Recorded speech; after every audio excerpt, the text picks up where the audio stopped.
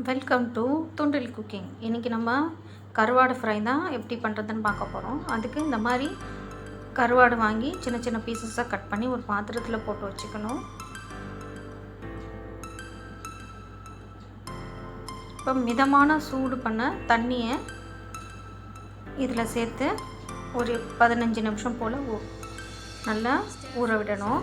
அது எதுக்காகனா அது மேலே இருக்க அந்த சுண்ணாம்புலாம் நம்ம க்ளீன் பண்ணுறதுக்காக. இப்போ நல்லா சுண்ணாம்பை தேய்ச்சி க்ளீன் பண்ணி இந்த மாதிரி வச்சுக்கணும்.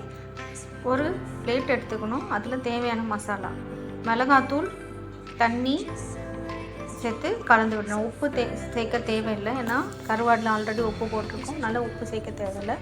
தனி மிளகாத்தூளும் தண்ணியும் கலந்து இந்த கருவாடு போட்டு மிக்ஸ் பண்ணி வச்சுக்கணும். இப்போது ஒரு தோசை தவா வச்சு தவா நல்லா சூடானதும் தேவைக்கேற்ற எண்ணெய் சேர்த்துக்கலாம்.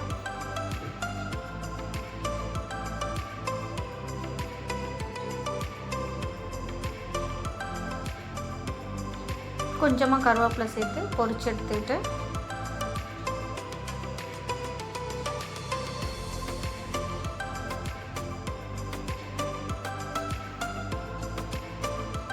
இப்போது நம்ம ஊற வச்சுருக்க கருவாடை ஒரு பீஸாக இதில் சேர்த்து நல்லா வறுத்து எடுக்கும். ஸ்லோ ஃப்ளேமில் வச்சு கருவாடெல்லாம் சேர்த்து நல்லா வேக விடணும். ஒரு 15 நிமிஷம் போல் வேக விட்டு எடுத்தால் போதும். இது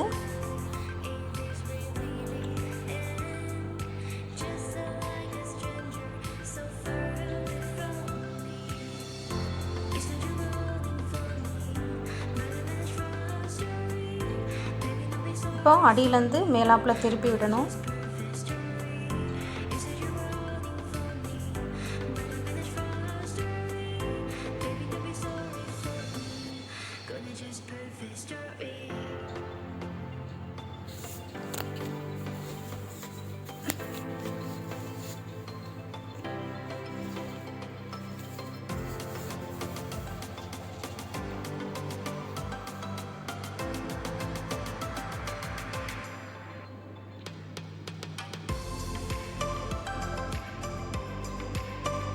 திருப்பி விட்டு ஒரு 7 நிமிஷம் போல் நல்லா ஸ்லோ ஃப்ளேமில் வச்சு குக் பண்ணணும்.